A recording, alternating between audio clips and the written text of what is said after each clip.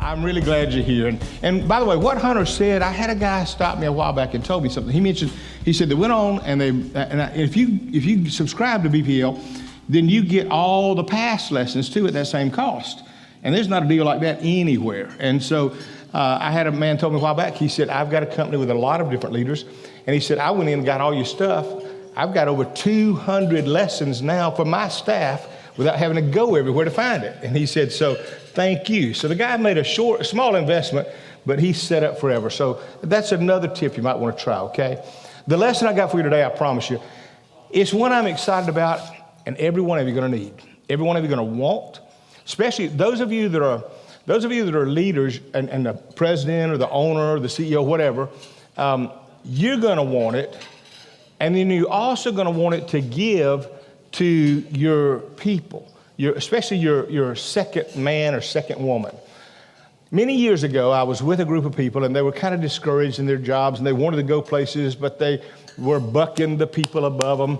And I remember thinking then, this was, 15 years ago, and I remember where I was. I was up in Tennessee. And I remember going back to the hotel room that night, and I got thinking, that's a big problem. Every one of those had that. They had an ambition. They wanted to go somewhere, but they felt like that, the boss don't give me the freedom, and they don't let me, exhibit my gifts. And so I sat down that night in the hotel room and just started writing notes. Said, okay, what would I do? Because I was in that role for a long, long, long time. What you hate to say, but we call it second, okay? And I was in that role. My attitude was different. I loved it. I really would prefer, if you ask me right now, to be the leader or to be second. I'd rather be second. I don't like to be the leader. I'm called to be and need to be, but I feel a whole lot better letting somebody else feel the weight of the top, okay? And if you're at the top or you got the responsibility, you feel it. You want to take care of your people. You want them taken care of. So it's not about a title. It's about how do you take care of people. And I remember when I passed the baton to my son, I felt a relief. And I remember about 2 weeks later, he called me up and said, no one could have told me. My soul, your phone never stops ringing. I've got over 100 unanswered calls. I've got 100 emails I can't get to today. And everybody wants to be, and he said, Dad, what do you do? And I said, well, you have 2 heart attacks. You go to the hospital, you have a stroke in an airport. Yeah, that's what you do. But guess what? There's a lot of blessings. You'll meet a lot of good people, so you just prepare to do that. So that amped him up to start working out more. But I tell you this today, here's the lesson. Second, secure and satisfied. Second, secure and satisfied. Now, we talk about Bible characters and all the rest, so today I'll mention to you about a guy named Elisha who worked under a guy who was Elijah. And Elijah was the main man, and everybody knew it, and he had miracles, and people followed, and he made a difference. And there was another guy that was in the shadows named Elisha that stayed in those shadows in the right way until the time came that he was to step into that role. And I think the problem is sometimes we think if I'm not the lead, if I'm not the owner, I can't really be happy. I can only be happy until I've got the special parking place or the door with the label on it or I'm high on the corporate chart. And we think unless I'm there, I'll never be happy. And I want to teach you how you can be happier than you would be if you were there. Second, secure and satisfied is the key. Helen Laurie said it this way: how often I've been put to test to make the best of second best, only to wake one day and see that second best was best for me. And when I look at Elijah and all that, here's some things I noticed about it. I noticed that Elijah one time, when he came along, he called this guy named Elisha, said, come work with me. And Elisha dropped what he was doing and went with him. And Elisha did some things that showed me that he really needed to be and saw a higher calling. He had options. He's from a very wealthy home, and yet he's about to leave everything he's got and go follow this man, Elijah. So he had some options, which is a good thing to have. He was not afraid of hard work. The Bible tells us that he plowed oxen. If you've ever done that before, I tried it one time because a farmer said, get a hold of this, I got to show you. And I said, yeah, my daddy used to talk about it. And if my dad could do it, I could do it. And I'm telling you, I could not control that mule. That was all it was. He went where he wanted to go, and I just went with him. And so he was a hard-working guy. So he was a hard worker. He was wealthy. He had options. He could do that. He also, though, made a total commitment. The Bible says when Elijah called him, he said, come on, go with me. They said he turned around and he burned his plows. It's kind of the idea we get of burning the bridges. What he's saying is, I'm never going back. I'm stepping out now, and I'm not going back. I'm all in. And so you really want, if you want a team player, you want somebody like that. You want somebody who's got some options that could go somewhere but won't. In fact, I've always liked it when our staff would come and say, Pastor, this great big church has called me to come on their staff. That thrilled me. I thought, good. I want the ones that everybody wants. I don't want the ones nobody's calling. I want the ones that people say they're doing good. And that way you can work with them. And so here's Elijah. He calls Elisha, and Elijah steps out and says, all right, I'll go with you. He burns his bridges, burns his plows. He's got options, but he says, this is where I want to go. And he steps in. And so basically he said, I'm not going to be distracted. I'm going to give all I got to it. That's what a second man does. Now, it's not easy to be second.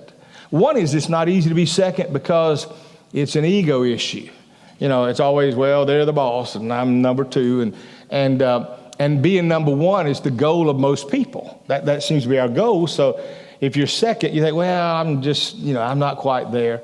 I remember one time a vice president of a bank felt all this responsibility. He said, there was a joke, but he said, I got tired of everybody walking in and said, where's the vice president? Where's the vice president? So he just walked out and he asked the president, he said, can I do anything I want to do? He said, you're vice president. You make any decision you want. He walked out and he grabbed the janitor and he got the custodian and he got the tellers. He brought them all to the office. Today, everybody gets a promotion. Everybody in this room is a new vice president. Then he sent them back. And then somebody walked in, I want to see the vice president. He pointed at the janitor. There he is right there. And what he was saying is, the responsibility is too much. Put it on the other people. You want the title? Here's the title. Go do it. You feel the weight of it. It's not easy to be second because of ego. It's not easy to be second also because you're not doing your agenda. If you're number one, you can kind of figure out your agenda, but if you're number two, you're having to do their agenda, and you may not have a passion for it. And so you may be thinking, well, I'd have done it this way or whatever. And so I believe this. I believe it's only when we're obedient to our authority, our first authority, that I believe that we will be able to be blessed to any other place. I've worked, and I've worked with many people. And in fact, coming up in high school, I worked at gas stations and grocery stores and hardwood floor places. I've always worked with people. When I became a Christian, then I understood some about authority, and then I went to work in churches, and I worked under 3 pastors, and all of them had their own issues. Now, one of them didn't like me, and he told me. He said, I don't like you. You and I will never be friends. You're on my staff. I don't like you. And I get it. We were okay. And we were he was real religious. He'd never been outside the door of a church in his whole life. He'd been to Sunday school all his life. He had a drug problem, I guess. His mom and dad drug him to church all his life. And so I had not been in the church all my life. I'd been out in the street. I'd been everywhere else. So we just did not mesh. And I said, then why do you want me here? He said, because you bring better results than anybody I know. He wanted the results. It wasn't that I like you. I just like what you bring. And you see there, now you're doing something for their agenda, but it's not your agenda. And so whenever you're in that place, you have to learn, if I will just learn all I can, even as hard as it is, under them, then when I step out, I will either learn how not to do it or I'll learn how to do it better. But I know this, if I don't do it right, it'll destroy my spirit. And what if I become the boss? I'll have a bitter, angry, I fought for it, I elbowed my way to the top, and then I'll display that on all the other people, and they don't need that. So it's kind of that issue of waiting until that time when you're ready. I always say it this way, a red flag ought to be whenever an employee says, if I were the boss, this is what I'd do. Why'd they do this? And that's the problem that you'll get when you get a disruption or sometimes a rebellion in an organization. You know what it takes to break up a team? One person with their own agenda. That's all it takes. It don't take something big. It don't take a great chaos. It just takes one person who's got their own agenda and doesn't see the organization as a part of helping all of us. And so here's what you want to do. The second along that line is avoid position-conscious approach to life. Now, what I mean by that is this. Don't worry about the title. If you got to have the title, you really may not have the goods, okay? Somebody that's good can get it without the title. And somebody that's got the title but don't have the goods, it doesn't matter. They're just a disappointment. And so if you're not worried about the position, if you're not worried about where you are on the corporate chart, your ego can die and your motives can remain pure. But if you're always worried about what are they doing, what are they getting, how did they get it, and where am I at, and if all you're thinking about is that, in the end, you don't do a good job. But if you just do a good job, someone will notice. And then it also means this, when I say avoid position-conscious people or approach, it means forgetting position means that no one owns you but God. Realize this. You remember the 3 Hebrew children when they threw them in the fiery furnace? They said, if you don't do this, we're going to heat up that furnace, and we're going to throw you in here and kill you. And I love the attitude of those guys. You know what they said? They said, we are not going to serve your God. We're not going to bow down to that idol. And you can heat it up 7 times if you want, but we're just not going to do it. And they said, and if God chooses to deliver us, then fine. And I like this statement. They said, but if he chooses not to, we're okay with that too. Literally what the guys were saying is, we're not selling out, okay? We're gonna literally tell you, King, we owe our life to God. And what they're saying is, I'm not afraid of my authority in a fear that I can't move, because the one in final authority is above him. If I will trust the one in final authority gave him the authority. Did you know the Bible says this? The heart of the king is in the hand of the Lord. He turns it any way he wills.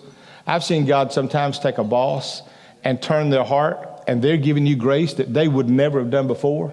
And they even wonder, why am I being so nice? You know, what came over me that moment? And maybe your prayers, or your obedience, or your right spirit brought that out. And so the secret there is realize nobody owns you but God. So don't ever fear. If you ever fear, well, I'm going to lose my job. If you live your life afraid of losing your job, you're not going to enjoy your life, okay? When I stepped away from Cascade Hills, 36 years of being in a place where I had it all, but I've made a goal in my life. I said, I'm going to leave on top. That's the only goal if you say, what did you ever want to do? I wanted to leave on top. I wanted to leave it better than it was. And that was my only goal. And so I remember when we stepped away, it was the highest day, everything, all debts paid off, more people saved than ever. God had blessed us greatly. It's been a great run. And when we walked out, and everybody celebrated, I passed the baton to my son. We stopped and got in my car, and we shut the door. And my wife turns around and says, now what are you going to do? and I said, honestly, I don't know. She said, well, what are we going to do? I said, I don't know. I said, here's what we're going to do. For the first time in my life in a long time, I'm just going to wait and see what God brings. I'm not going to worry about it. If we starve, we starve. I don't look like I'm starving. If we don't make it, we won't. But we're not going to let anything else, whether it be influence, position, power, money, whatever. I don't want nothing else to drive my life. I want to be free enough to say, I can lay my head on the pillow at night and sleep with a clear conscience that no one owns you but God. And I want to tell you, there's a lot of peace in that. And every one of you can have it. So realize God's in control. Don't be afraid of losing your job. Oh, I'm going to lose my job. There's a God who's still alive, and he's big enough to give you another job. And I've seen him do many times when it looked like the worst, he would use that as a place or a detour to put you on the right path. The problem is position-conscious people are always looking for greener pasture. Oh, it'd be better over there. It'd be better over there if I had that, if I had what they wanted. They're never successful where they are. And I mentioned his. And so consequently, they build resentment against competent players on the team who perform successfully. That is, they get mad at others. I was at a realtors meeting one time doing a motivational thing, and they started giving awards to some of the other people. And a whole group of other people over there were mad and angry. And one of the gentlemen, when I sat at the table, said, Pastor, said, I didn't, I won the award, but now I've lost what I thought were friends. These people over here are not happy anymore. And so what happens is they'll get resentful of them. They think of jobs as stepping stones, and they won't consider a job for less salary, less title, less prestige. Their ego can't handle that. They've forgotten an essential principle of success, and that's the God factor. So I say, remember, God's big enough to take care of you, and don't live your life chasing all the other stuff. Chase him, he'll take care of that. Now, there's a difference. Dan Rollins said this. There's a difference between being the person you want to be and the person God wants you to be. And so there's a huge one. Now, here's what I also know. If you're not all in, if your mind's somewhere else, you're never going to do a great job. Here's the questions a second person ought to ask about the first person. If you're the second person, or you're working on a team somewhere, or you're under someone, you're not the president or the owner, here's the questions you want to ask. 6 questions. Number 1, do I respect them?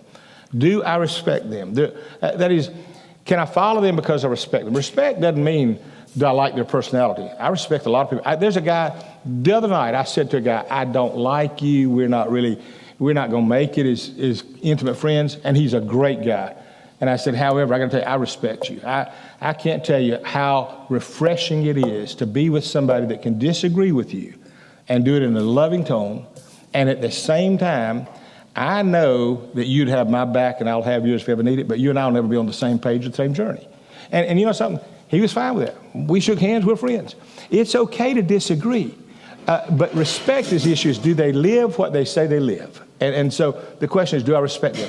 The other is, do I agree with the vision? You'll never work hard for a vision that you don't buy into, okay? You won't work hard for somebody else's vision. It's got to be yours. There'll come a time that you'll quit if it's not yours. Now, if it's theirs or the organization's and you can ultimately get there where you see it, then you can all be on one page. Number 3, the question here is, am I growing in this setting? It is, wherever you work, you want to ask yourself the question, will I grow there? My son asked me a while back about a job he's a pilot, and he said, Dad, I got these 2 opportunities, and both of them are equally the same. He said, equal salary, equal hours. He said, what do you think? I said, which one will stretch you? Which one will grow you? Which one will make you uncomfortable? Which one will make you sometimes say, I want to quit, I can't take this? He said, well, that one. I said, my suggestion would be take that one. You'll be different there. You won't, if you take the thing where you just ease and it's just fun and we all fellowship, fine. Everybody else will make a living, they'll go on, and you'll look back one day and say, while I was playing, they were working, and I missed it. And I said, take the job that stretches you. Take the job that makes you want to grow. And so the key question is, am I growing in this setting? You want to be where you're growing. Number 4, do I complement their gifts? Do you add value so that if the leader is gifted one way and you have gifts other ways, but yours help and you complement, you want to be on a place where you do that. It takes 2 wings to fly, 2 legs to walk. You need, those of you in marriage, you know who's going to have the best marriage in this room? Those who are yin and yang, those who are a little opposite. Now, I don't mean so opposite you don't talk, but at least where you complement one another, where you can say, hey, you're better at this is your run. Oh, I'm better at this. And you're working together. And in a good organization where you're working, you want that person who handles those things better. And even at the church, by the way. Some people didn't understand, when it was years ago when it started growing, I had to get people that did hospitals and funerals, and still to this day, if someone dies, and we have several deaths this week, there's another person who does funerals. You know why? They're gifted. They're so gifted. I'm not as gifted in funerals. I love the people so much that sometimes if you want to know where I'm most awkward, it's at funerals, it's at death, because I want to fix something. And so I will say all the comforting things, but I'm not as gifted there. But if I get somebody else that is, the people come away with great comfort. And so you find your gifting and bring the people around that's got another gift. Now, the other is, number 5 is pretty good. Can I accomplish more under them than I can on my own? Can I accomplish more under them than I can on my own? And that's the question. In some places, there's an organization or a system that's better, and you can have a bigger and better impact. And then number 6, does my leader have my best interest at heart? Do you know the one at the top really cares about you? The one at the top says if it all falls apart, you're okay, you're good. When you do it that way, and by the way, they'll know and they'll stick and they'll stay when they know you care. I know they say the way you're treated upon your departure is kind of a proof. When you leave, if they all walk out and just you out the door and here's your last box, adios, we're glad they're gone.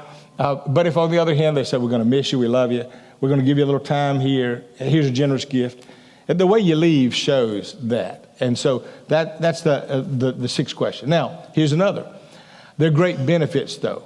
What if you're second and you're not the owner, you're not the leader? What are the benefits? This is where it gets good.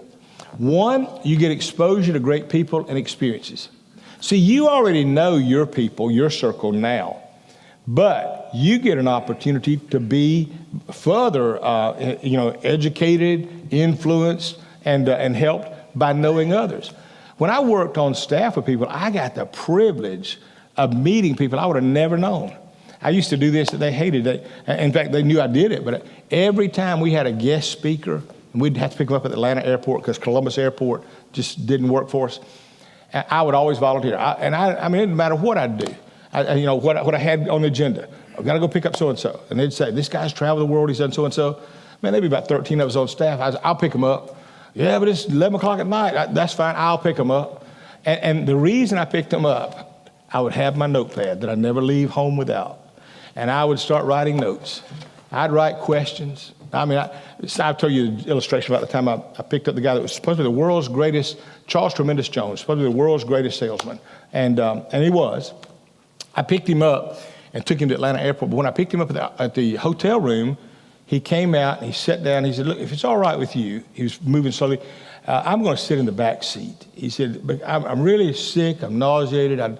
Something's wrong. He said, I just, if you'll just take me out, I'm not going to talk much. Is that good? Now here's Charles Tremendous Jones, a salesman, and he's in the back seat and he don't want to talk. But the problem is he's got a little boy, 23 years old or so, in the front seat with about 5 pages of notes. And I've been staying up all day writing these questions. And so Charles, you know, you get over your sickness, but I get one shot in life to take you to Atlanta. So if we have to stop at the ER on the way, that's your, you know, I'll do it for you. I started asking him questions. We laugh about this to this day. Honest God, I started asking him questions. Well, what would you do here? How would you do that? And so he would try to be gracious. Well, so he did. A few minutes later, he leaned up between the seats. He said, listen, young man, I can see your zeal. Will you do me a favor? And I said, yeah. He said, don't ask me anything else for a few moments. I'm just exhausted. He said, would you do that for me? I said, sure. He sat back. I looked around. I said, okay, we got 40 more miles to go. I got 21 more questions. Every 2 minutes, I can give a question. And so I had it planned. I started asking more questions. Here's what he did. The third time, he'd asked me the second time, stop. Third time, I started asking him again, just before we got to the airport. He leaned up. He blew up. He may not have been angry in his life, but he was angry that day. He looked at me. He said, are you a Philadelphia lawyer or something? And he said, my soul and body. First time I ever heard that phrase. My soul and body. I've never been asked so many questions all my life. And he said, how close are we to the airport? So by that time, I turned in the airport. I let him off. He didn't say bye. He jumped out of the car, grabbed his bag, walked off. Sure did. Now, 3 years later, I was speaking at a conference over in Savannah, Georgia. There was about 700 people there. I was just pouring out my heart. And when it was over with, guess who walks up to me? It was him. He had 2 buddies with him. He walks up.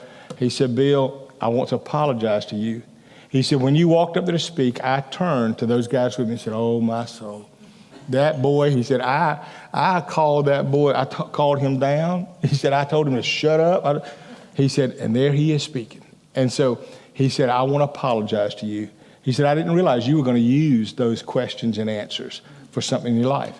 And I said, sure I was, but I understand he was sick that day. So we hugged and shook hands, and he walked off, and I couldn't resist it. I had to. As soon as he got about 5 feet away, I said, Mr. Jones? I said, yeah. I said, can I ask you a question?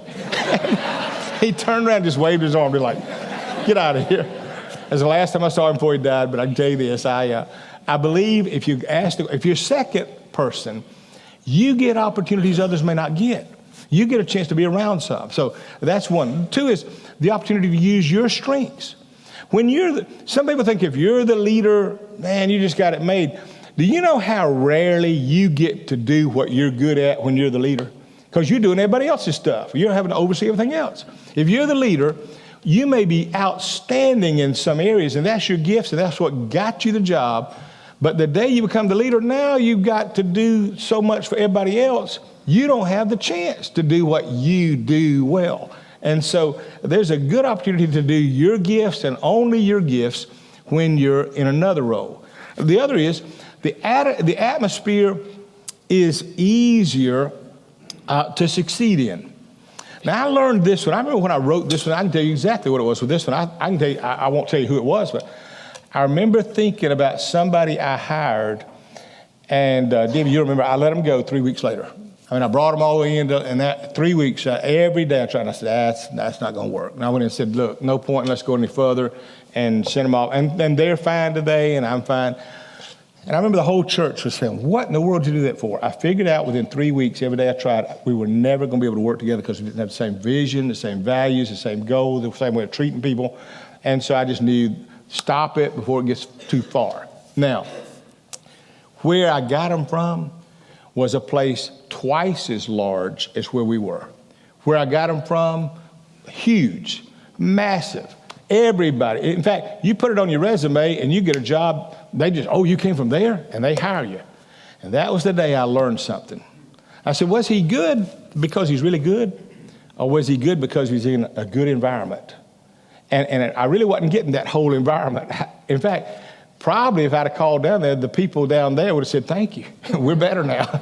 And so it's kind of like when I let him go, the good news is this. Both of our churches got better. And so the secret is this. Learn that if you're good, you can be good in a bad environment, and you'll even be better in a good environment.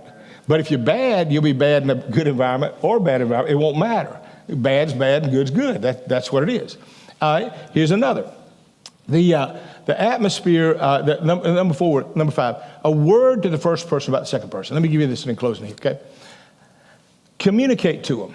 If you're the first person, if you're the president or the owner or the boss or the leader, one of the best things you can do is get to know them. You know what always grieved me, and I come back to when I was a pastor because of so many years of experience, what always grieved me, I mean, just left me feeling horrible. I mean, if you want to talk about just make you feel guilty and bad, it was when, if you talk about a funeral, it's when I'd sit down and I knew somebody a little bit at a distance. You know, I'd see them at church or whatever, and we'd talk, and then they would die, and I would sit with their family and they'd say, oh, yeah, he was a war hero. Oh, no, he invented so-and-so. He did this. Oh, he helped these orphan kids and build these places over in Haiti. I didn't know any of those things. And I remember I used to feel so bad thinking, I thought I knew them, but I didn't know none of their past. And it just got too big for that. And then I began to realize, until I get to know some of the employees, the people that work with me, until I get to really know them, we're not going to have the kind of relationship that they need and that the organization needs. And so I tell you, as a leader, I didn't always do as well there, but I tried. But if you can, get to know the people around you. And here's one of the questions I got. I do podcasts, and they'll mention it in a moment from now. In fact, I'm doing one in a little while with John McLemore, my buddy. One of the first questions I'll ask him is what I ask everybody else. Tell me your story. And all you got to do is tell me your story. And once you start telling me your story, you'll be amazed at how you learn things every time. Haley did it just recently. Watch the podcast. Absolutely. I want to do another one with Haley too. I mean, we just opened up a little bit. You're great. Same thing. I said, what's your story? She starts talking. I don't have to lead anything or teach anything. Sit back and learn. And so get your employees, if you can, and say, tell me your background. Tell me your story. I promise you it'll build you closer, and they'll walk out saying they care about me. It's not just about the job I did. They care about me. Number 2, compensate them. Now, I mean this. Pay them generously. Everybody that ever left Cascade during the time I was there will tell you this. The one thing, whether they liked me or didn't like me, it didn't matter. I had this goal from the start. They'll never get paid better at any other place that's equal. They won't. You can't do it. Because I would say, what'd you make there? And they'd tell me, okay, if you do this, here's what we help you. And we would do everything. And I say this now because I'm gone, so it doesn't matter. Some of you know because you're on the boards. I gave up any income to help them. And a lot of times when something generous come in, I'd say, give it to them. Take care of that. Find them. Because if they're happy and their needs are met, and by the way, your employees, this is the biggest fight I ever had. The biggest fight I ever had in a board meeting one time was when one guy, there was a business guy, was a cheap guy. He's gone from the church, and thank God. You can leave that in, I guess. I forgot I'm talking to you. But anyway, the biggest fight we ever had was one time when this guy wanted to treat our employees like dirt. I mean, just don't give them, they don't deserve that. And I remember getting mad and I said, wait a minute, hold on. The price of gas and bread and milk is the same for them than it is for us. And by the way, they feel it more. If you got more money, you may not even look at the price of gas when you get it. But if you don't have a lot of money, when you drive up, the first thing you do is look at the pump. You want to know how much. And so I said, the day that you begin to forget that it costs the same for them to drive their car, the same for them to eat their meal, the same for them to buy their clothes as it does you, is the day you don't need to be on this board. And that was the day that 2 guys on that board got up and basically said, Pastor, I love you. I just want I want to be better in my business, but I feel better about the church. You do that with your employees. Treat them well. It ought to be when they leave, the hardest thing that they got to worry about leaving, where am I going to go and be taken care of? They ought to feel that. I want them to. I want them, if they leave me, to say, oh man, I got to go find somewhere that'll treat me as good as they did there. If you do it right and you're generous, and by the way, always be generous. Don't ever associate with people that are not generous. Stingy, cheap people, I can't stand. I used to go golfing sometimes with somebody, and they'd always say, have you got a discount? And that just sounds cheap. You know, and I just hear, I remember one time, I'll give you this illustration. One time I was in a restaurant with another pastor in the town, and we went to pay for the meal, and we were buying separate. I normally pick up the ticket, but he put a dime on the table. And I said, what's that? And I thought he's leaving it there, or was it there when he got it? He's up and leave her a tip. I did this. I pushed his dime right over there where he was eating, and I put my money right where I was eating, because I want that lady to know I'm not going to be cheap to you. You run around and carrying food that you didn't cook, so if it's bad, it ain't your fault. But you're doing your job. And little cheapo over here, I can't believe it. But so treat your employees generously. Do well by them. Do right by them. And then I say this, number 3, cover them with loyalty. Now, that's my weakness. It may not be yours. In fact, I don't know that everybody has that value, but I do believe you ought to be loyal. I believe you ought to be loyal no matter what. Sometimes the problem that I've had, and you may not have this problem I've had, I've been loyal sometimes to people that were really in the wrong, and I didn't know it. I stood beside them anyway. But if you're loyal, you ought to be loyal. That's just loyal. And so your employees need to know that you're going to protect them. They need to know that you're loyal. They need to know that you're not in a back room talking to other people about how bad they are. They need to always feel no matter what happens. In fact, one time we had a guy that made a decision, and he stopped a whole lot of ministries for some children. And I met with some guys at lunch that day about something, and 4 or 5 of them said, I can't believe he did that. And they just started, and I defended him. I said, he did the right thing. I just defended him. I didn't even know what they were talking about, okay? And I remember when I got back to the office, I said, okay, I just defended you for what I don't know. So tell me, what did you do? And so I think you ought to be loyal until you have a reason not to be. I think that ought to be first. Until you know you can't be, you ought to be. That comes out. And when you do that, don't allow other people. It's kind of like your children, okay? You may criticize them, but you don't want anybody else to. And you may criticize your spouse. You won't let anybody else do it. The same thing with the employees. You may have to correct them, but don't let anybody else, okay? And then number 4 there, correct them as needed. Now, this is the part that if you don't like it, and by the way, you shouldn't. Anybody that wants to be the number one person so they can be the boss and ride herd and get on to people, they don't need that role. They need a therapist, okay? You need power like that. You don't need to be the boss, okay? Make everybody miserable.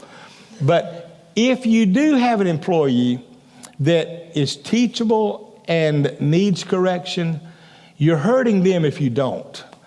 How is they going to know?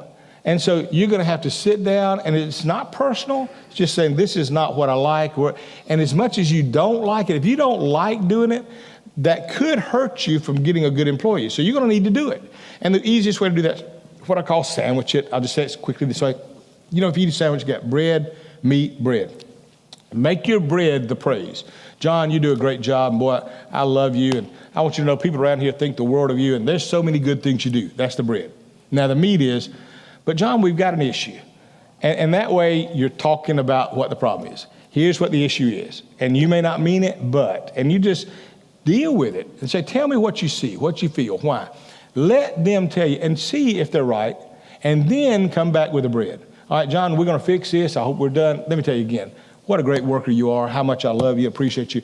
And they leave away saying, I got corrected. But at the same time, I got corrected. We had a guy in our church one time, I let him go, named Brian. When he walked down the hallway, he stopped and said bye to somebody. Pastor just fired me. And he shook their hand, and he said, that's the nicest person that ever fired me. So I found out he'd been let go 2 or 3 other places. And by the way, he goes to our church every week, sits every week, nods his head, loves me.